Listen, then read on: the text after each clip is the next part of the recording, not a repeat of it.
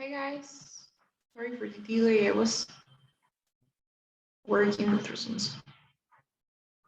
So, are you there? Can you hear me? Hi, yes. Yes, teacher. Please don't forget to turn your cameras on.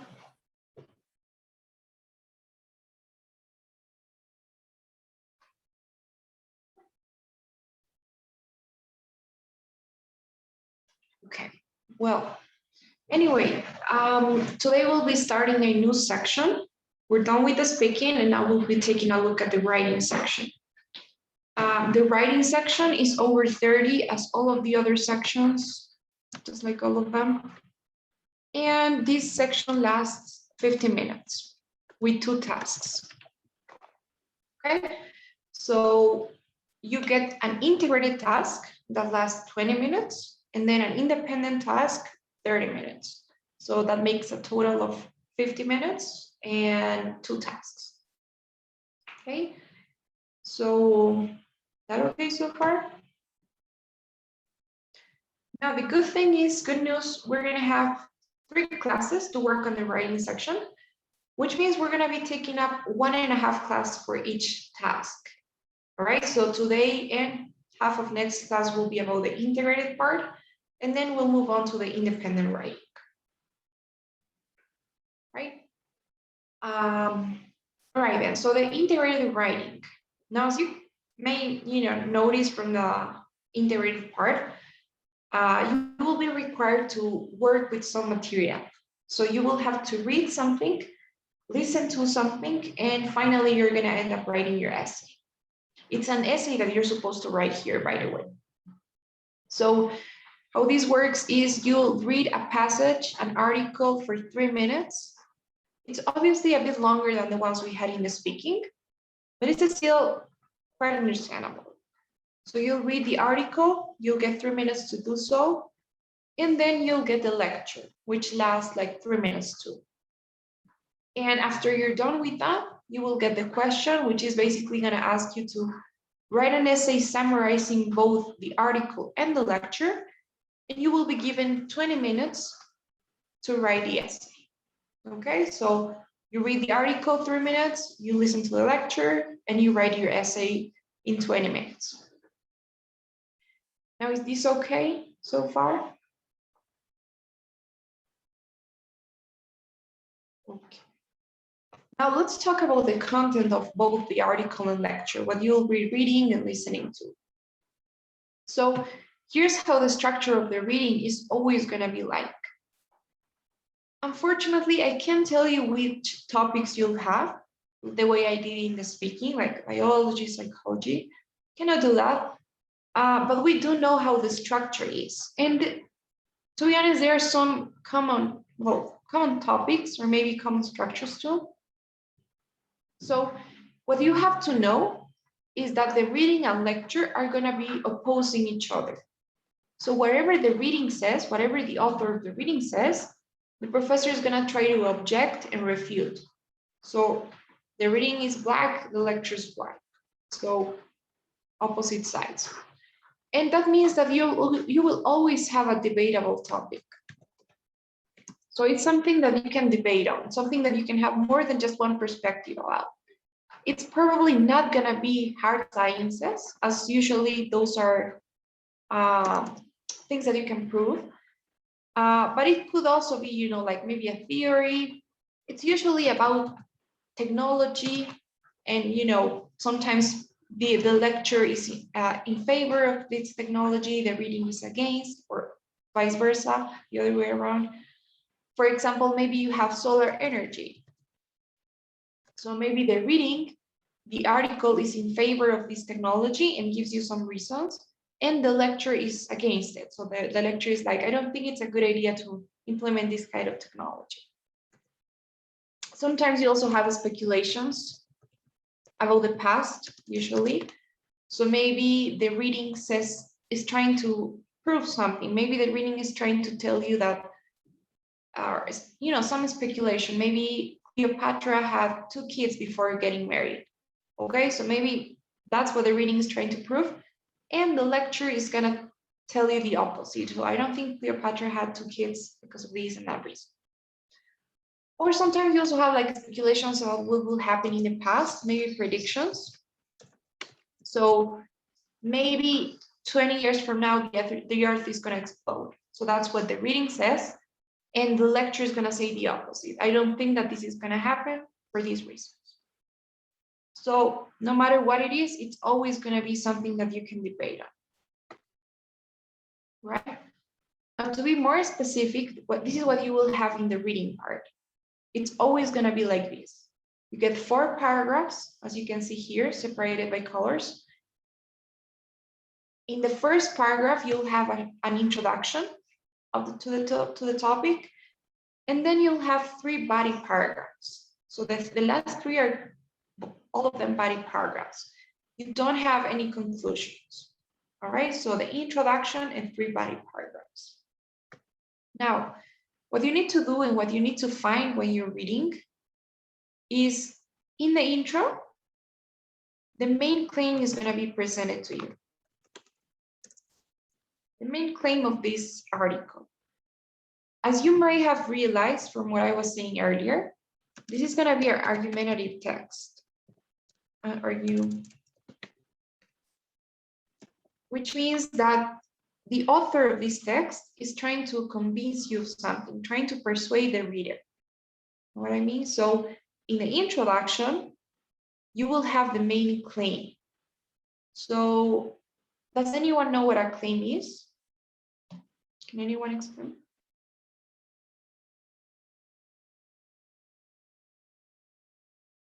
A claim, have you ever heard of that?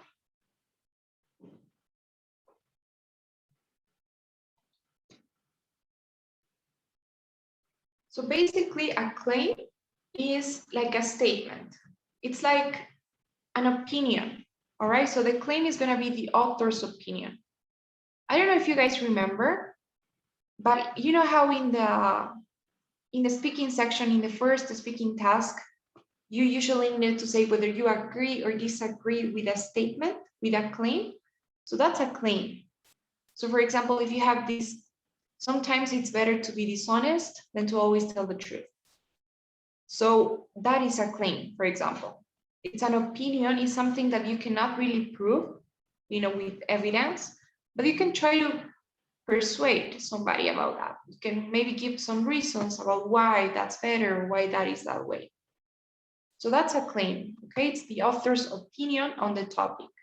So you need to find that in the first intro part, the author's opinion about the topic. And then after you do that, in the next body paragraphs, you will have 3 reasons supporting or backing that claim up. All right, so if the author says something, he might as well prove it, or not prove it, but give reasons of why he thinks that way. So that's what you will have here. So for example, if the author says people are better than animals, and that's the claim, then he needs to give you reasons to support that. So he will give you 3. He will say, first, people are smarter than animals, maybe. Second, I don't know, we are more empathetic. We're empathetic creatures. And third, maybe we are more evolved. Okay, so no matter what it is, you will have a reason. You have 3 reasons supporting the claim. All right, so that's what your job is. You need to try to identify what those are.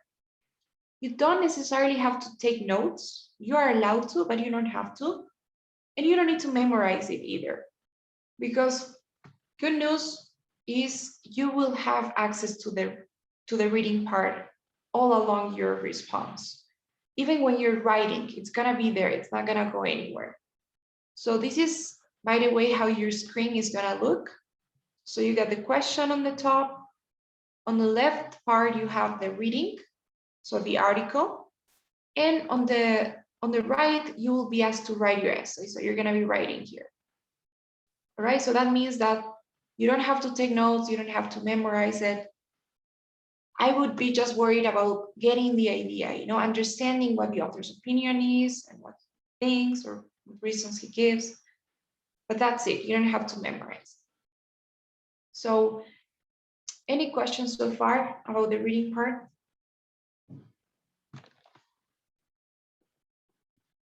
Okay.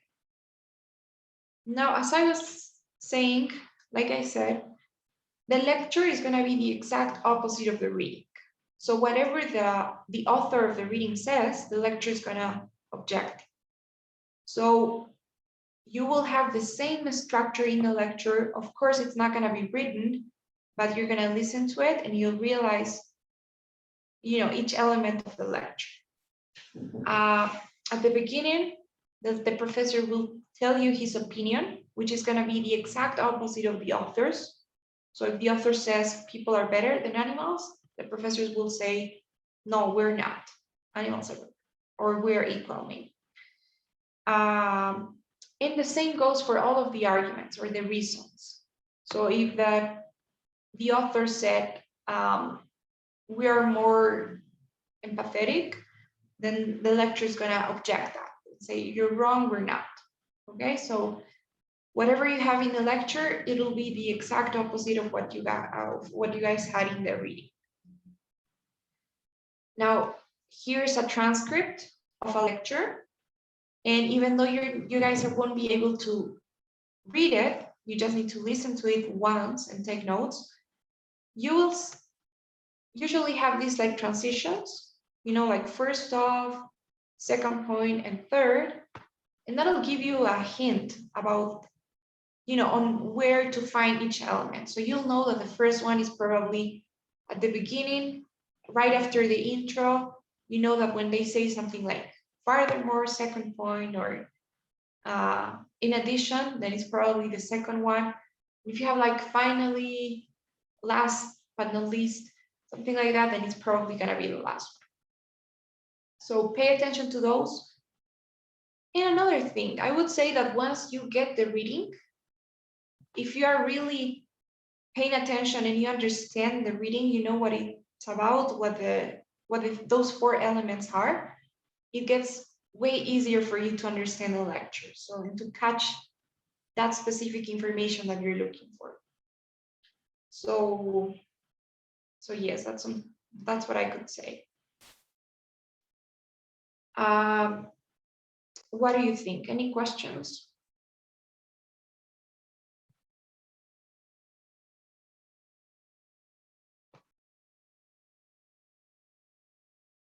Okay, then guys. Now, before we look at an example, some tips. I'll be giving you more as we go, but well, first thing, remember you're going to be using reporting verbs. The professor states that, the professor claims these or points out, make them in the simple present because we're referring to facts. Try not to quote or copy and paste. Remember I said that you will have access to the reading. So I know it's quite tempting to just copy and paste and say, according to the reading, altruism is a type of behavior in which an animal sacrifices, blah, blah, blah. It's quite tempting, but you need to show them your vocabulary because that's part of the rubric right away. So if you're just quoting or copying and pasting everything, you lose that chance, and it's obviously not going to be good for your score. Remember, your essay is evaluated in the same way that you had the speaking.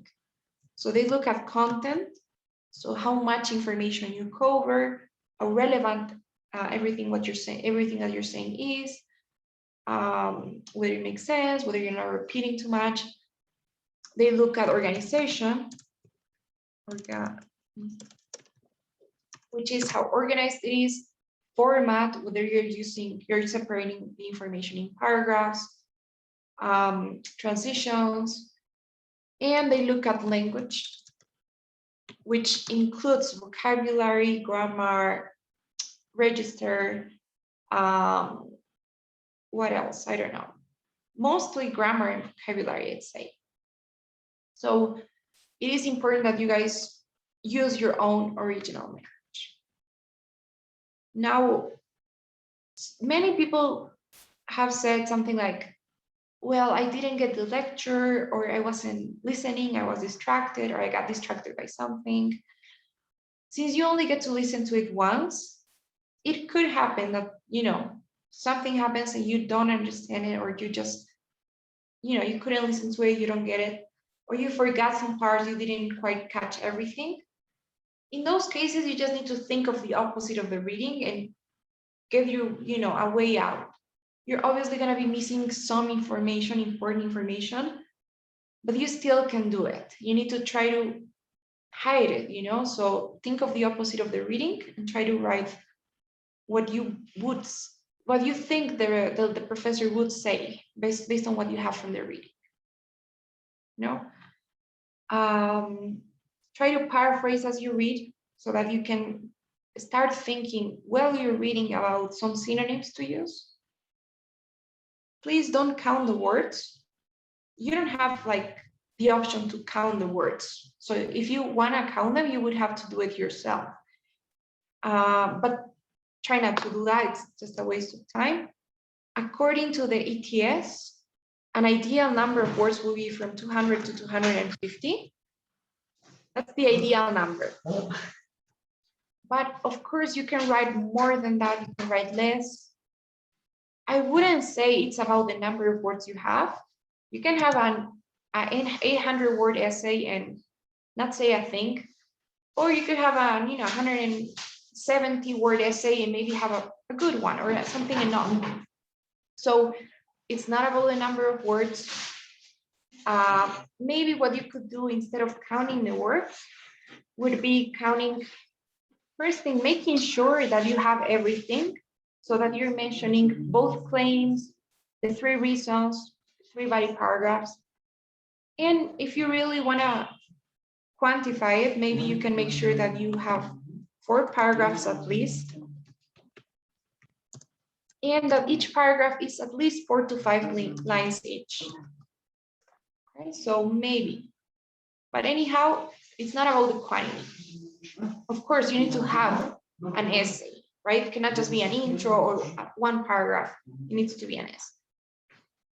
So yeah, those are some initial tips. Any questions now before looking at the example? Teacher, I got a question. Do we need to have a conclusion in our essay, or is not necessary? To be honest, I would say it adds something to your response. So it would be nice if you can write a conclusion, but it's not that important. It's not necessary. So if you had to choose between checking what you've written and making it better and making sure you didn't have mistakes or writing a conclusion, I would choose checking my essay. Now, if you really have extra time once you have checked that everything's great, that you like your essay, then you can write a conclusion. But it's not that essential. So it does, it gives something to your essay in terms of style and everything, but it's not that relevant. So if you think about it, both the reading and the lecture, they don't have conclusions. So you don't have to have one. Only in case you have extra time, you can write one. Okay. Okay, thank you. All right. Any other question?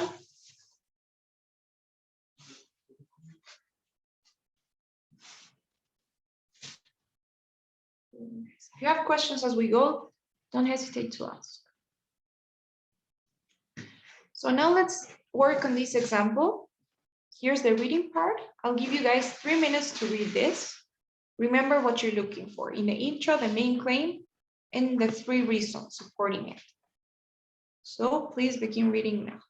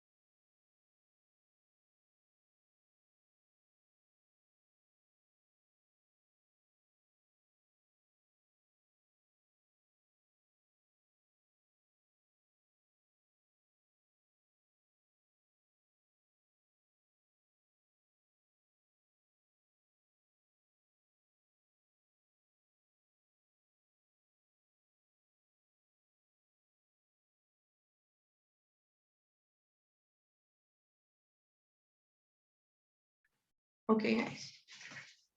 So, you all done?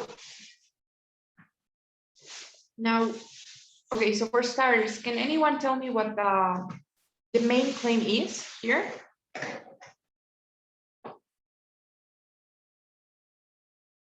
It's a main claim. Yes, Minenka? Yeah. Yes. The article idea is about the driverless cars and how they are good for our lives. And the article mentioned 3 reasons for that. Okay, perfect. That's right. The topic would be driverless cars, and you said it yourself, how they are good for for our lives. So that'll be the thing, right? How they are good for our lives, because that's the author's opinion. According to the author, driverless cars are good for our lives, are positive, are beneficial for humans, for humanity, whatever you want to say. So that's great. Make sure that it's a statement, right? It's usually a complete sentence. It has a verb and everything, because some people would say the claim is the advantages of driverless cars. But that's not an opinion, is it? Try to complete the sentence. The author thinks that driverless cars are good for our lives. Okay. Great, Mika, thank you so much. And he does give 3 reasons. So what's the first reason he gives? Why are they such a beneficial thing for humanity?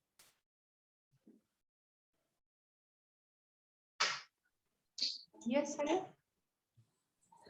One reason is that uh, autonomous cars has less accidents on the road. Okay, that's correct. So yes, they cause less accidents. That's right. I mean, that's related to the first reason. But there's a word that I'm looking for here right now. So I don't know. What else? What does that mean? The software that runs in driverless cars is not capable of making mistakes. Okay, yes, that's true. It's not capable of making mistakes. So what does that mean?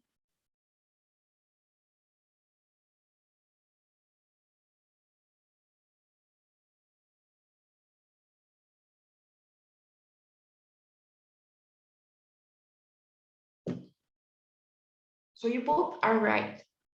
But I think the main point would be that they are safer. What do you say? And yes, they are safer because they cause less accidents, because they're not capable of making mistakes. But the main point is that they are safer. Don't you agree? Right?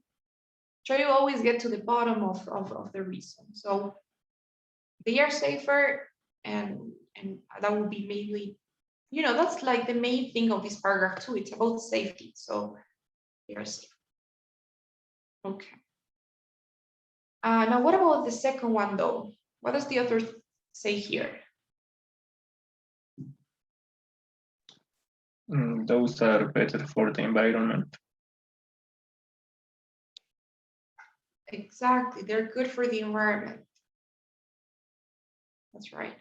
And again, we have more things because they drive more efficiently, because they don't stop their engines when they're driving. But the main idea is that they are good for the environment. Okay. And what about the last one? What's the last reason, the third one? Autonomous cars will give passengers time. Okay, that's great. They will give us time. That's the third reason why these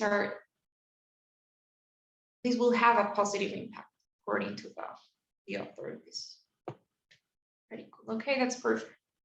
So as you can see, it makes sense, right? So the author has a certain opinion that driverless cars will have a positive impact, and 3 reasons supporting it: because they're safer, because they're good for the environment, and because they give us time. Okay, now before we listen to the lecture, I wanted to say there's also one thing that is that would be nice if you had in your, if you could have it in your essay, which is examples. So sometimes you have them, sometimes you don't. You won't always have one per paragraph. But did you guys identify any examples here? Did you see any of them?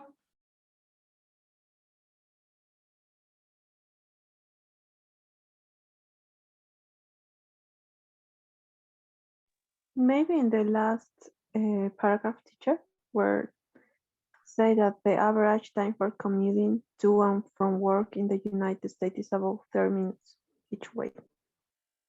Okay, maybe, possibly. But wouldn't you say that that's more like a fact? Yes. Yeah, right, because I'm guessing that's something that's been proven, something that he has a source for that, right? It's not an example. I don't know. An example is anything that's more specific. In the second paragraph that says one technology company has a self-driving car that has driven for over 700,000 miles. Okay, great. Yes, that's right. That's an example. So you see how here the author is just talking about driverless cars in general. And when he stops to mention one specific car that has driven a specific amount of miles, that's an example, because he's not just talking about things in general anymore. He's mentioning some very specific details. Any other one?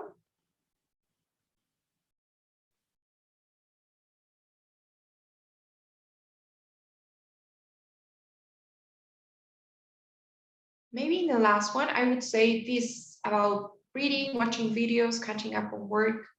Maybe those are examples, right? Because if you think about it, the author is just saying, so human occupants can focus on other things. So that's generally speaking, people can do other activities instead of driving. Now, when he mentions what activities we could do specifically, those are examples. Like, for example, we can read, we can watch videos, we can catch up on work. What do you say? So maybe. Okay, then, guys. Any questions so far?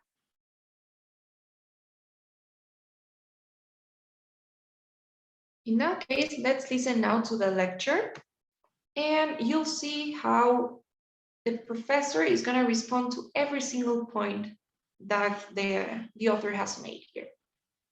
And it's going to be the opposite. So if this is about safety, then you need to try to look for what the professor says about that. So what does the professor think about this, these cars being safer or being good for the environment or giving us time? Look for those ideas, and also how he explains them, or how he justifies what he's saying. So let's listen to this lecture. Please take some notes. Okay, sorry.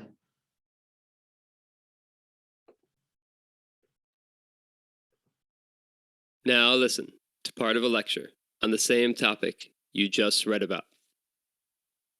A lot of people are very excited about driverless cars, but most of the media attention and praise ignores the problems with driverless cars. The author seems to believe that autonomous cars will cure all of our driving troubles, when nothing could be further from the truth. Take the idea that driverless cars will be safer. Remember, all computer software is designed by humans, so any type of automatic guidance system within driverless cars will be prone to error. For example, the driverless car mentioned by the author, the one that drove over 700,000 miles without an accident, actually hit another car just last month. It was all over the news because it makes everyone doubt just how safe driverless cars actually are. And what about the idea that driverless cars will reduce pollution? Well, some studies suggest that more people will begin to drive once driverless cars become available. Since people will no longer need a driver's license to get behind the wheel, age restrictions for both young and old will no longer matter. More people will be on the road, and it will increase the amount of cars. Pollution levels may actually increase with driverless cars, even if they drive in a more fuel-efficient manner. As for the extra time the driverless cars are supposed to give us, well, that may be such a benefit after all. You see, most people nowadays find driving relaxing. They enjoy driving their car while listening to music or talk radio. It's a welcome distraction from the usual routine. Once people start to use driverless cars, it becomes another space to do work or watch videos, which is how most people already spend most of their day. I'm afraid that this extra time in driverless cars will just be another way to work or waste time. Now, answer the question. Summarize the points made in the lecture, being sure to explain how they cast doubt on the specific points made in the reading passage. You have 20 minutes to write. Okay. So, okay then. So before we think about the question and the essay, let's try to discuss what we had in the lecture. Very quickly. So first thing, what's the author's opinion on the matter? What does he think of these driverless cars? Yes, Ale?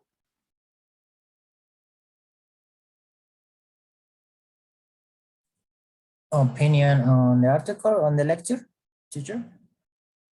The professor's opinion on the topic. Professors thinks that driverless cars can have problems, and he's not agree with them. Okay, that's right. So he says that they might actually have more problems than benefits, and he's not in favor. Okay. All right, now, but why? What's the first reason he gives? Aren't these cars supposed to be safer?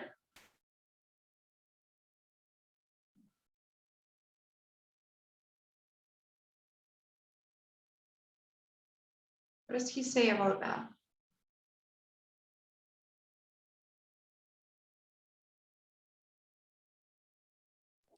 He said that all computers are designed by humans, so that means that driverless cars can also make mistakes. And he actually said,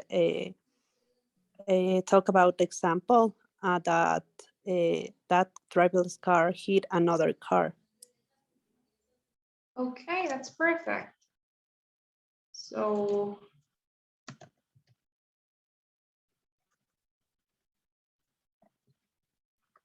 okay, perfect. So you're right.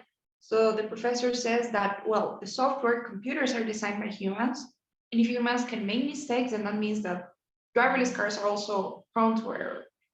And that's correct about the example. He refutes what he said about that, or what the author said about this car, right? He says that it actually hit another car, as in news or what have you.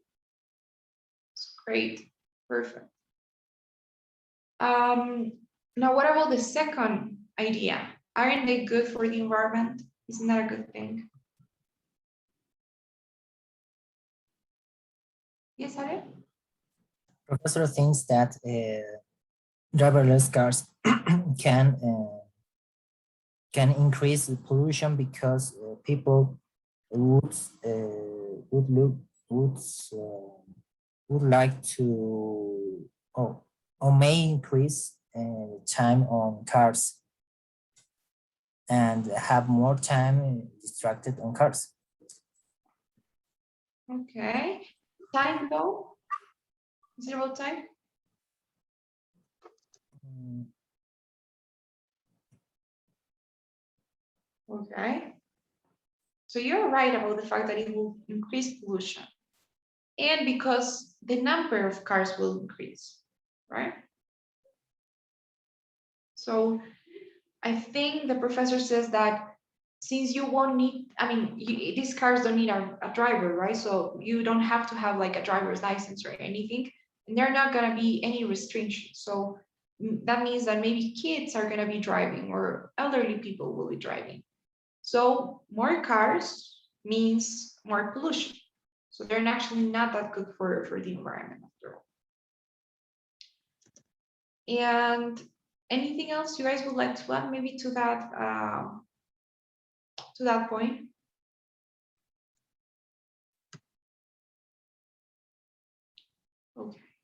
And what about the issue of time? So isn't it a good thing that they will give us time?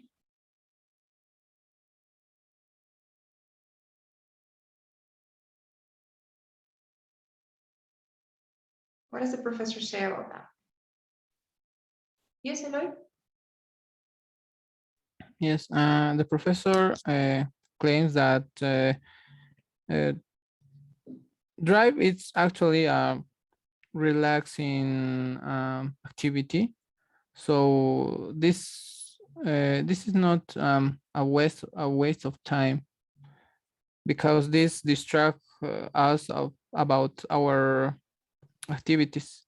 So he thinks that the people actually do the things that the reading says, but out of their cars. Okay.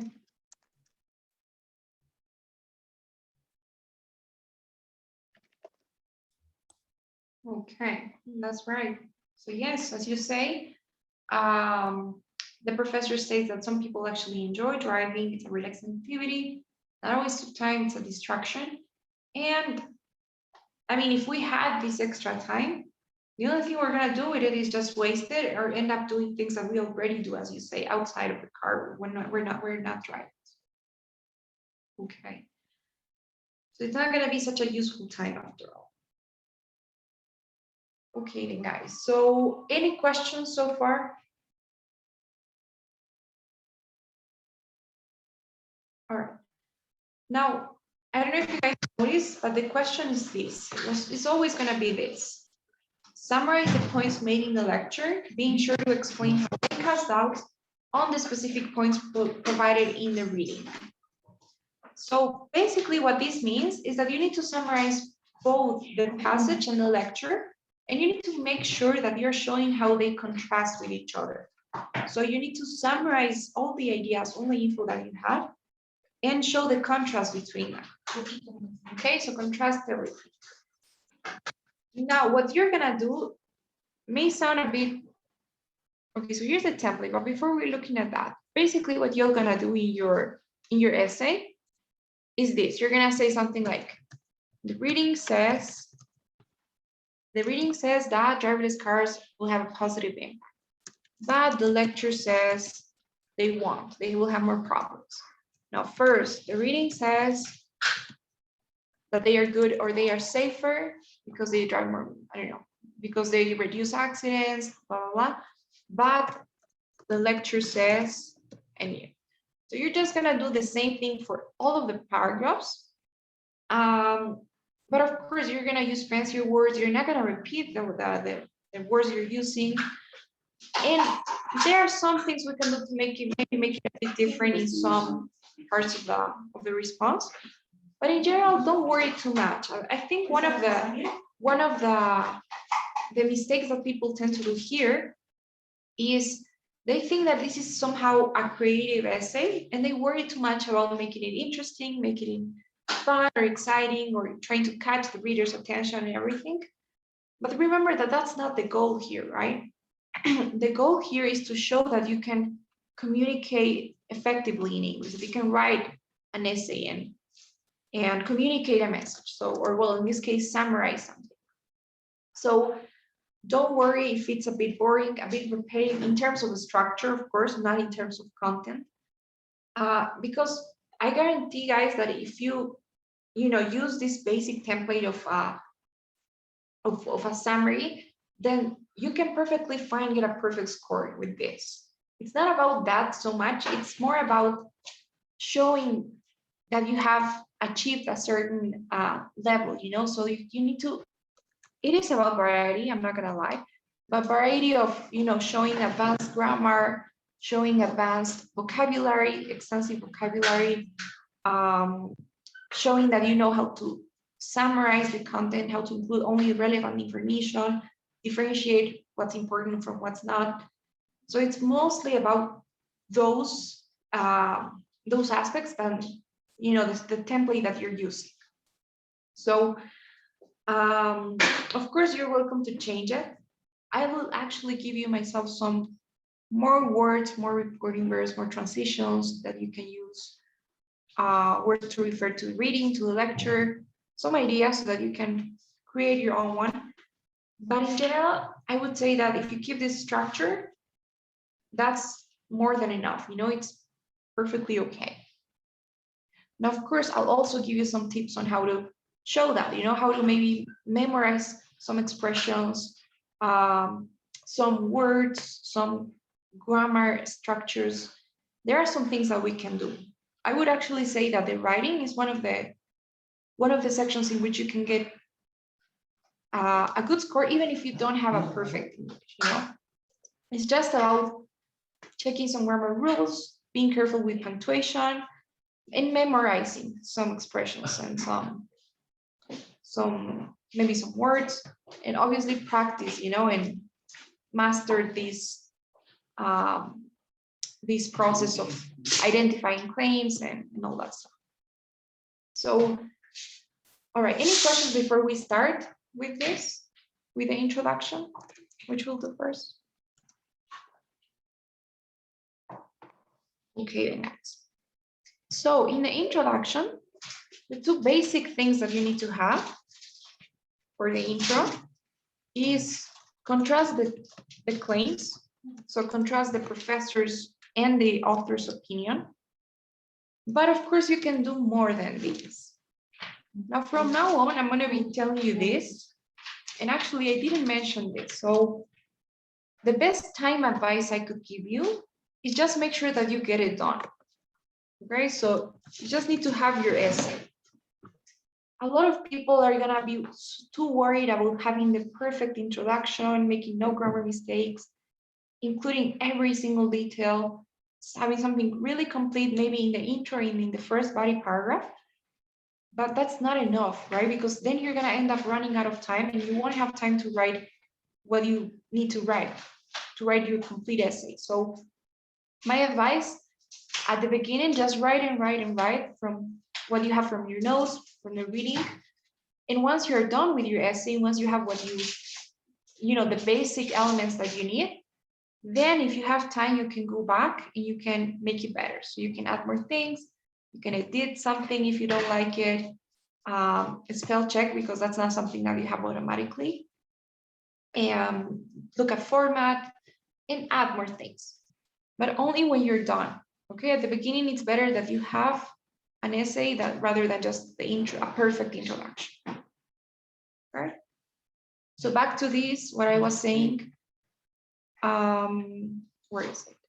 In the intro, the basic things you need is to contrast both claims. You don't need to summarize the reasons. Please try not to, because if you do, you're gonna maybe, you know, run out of words to use later when you're in the body paragraphs. And if you want to do a conclusion, then you're not gonna know what to do there. So in the intro, you just need to contrast both claims. You don't need to summarize the reasons. What you can do though is give a bit of context. So that's what we're gonna see. Okay, I don't know if we have time, but let's try to do the first part. So what I mean by giving context is in the first sentence, you can just talk about the topic in general. So you can say something like the lecture and article both discuss or are both on, if you want. And then you just tell me what the general topic is.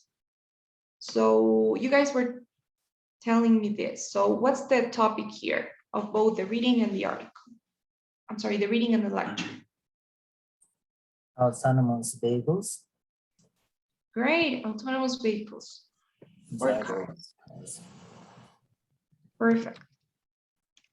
So you say that the lecture and article both discuss autonomous cars, or both discuss, I don't know, the death of Cleopatra.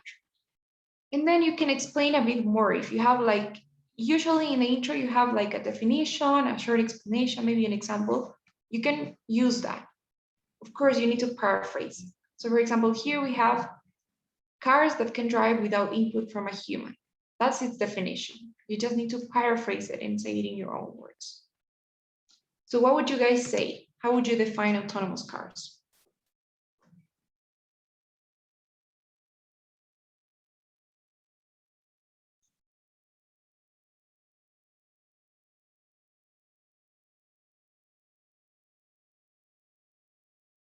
Maybe you could say something like, instead of cars again, like vehicles or a way of transport that don't require a human driver, maybe, or that drive themselves. Whatever you want, okay? Let's just go with some. Okay.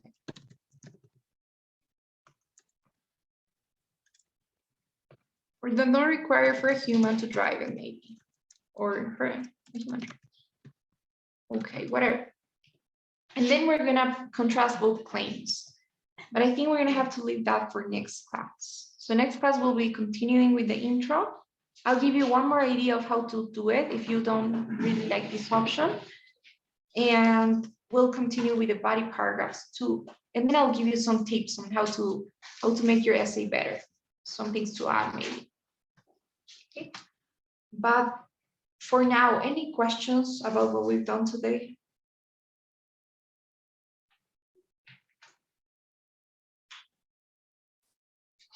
Or comments?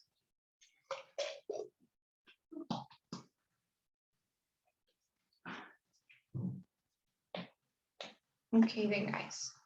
So we'll wrap it up here and continue next. Please then don't forget the daily survey. And I'll see you all next week. Okay, teacher. Thank you.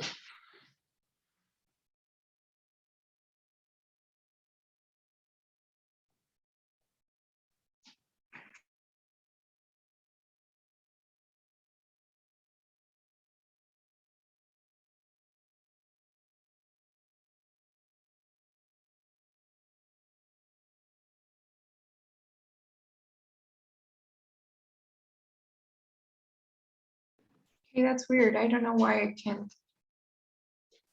I can launch that survey, I think.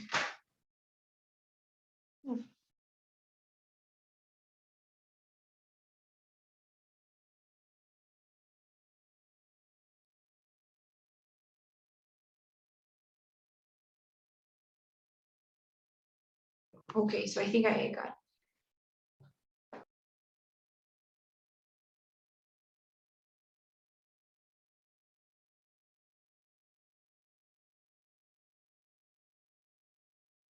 Thank you, teacher. Bye. Thank you. Good night. Bye, guys. Thank you, teacher. Hi, Goodbye. teacher.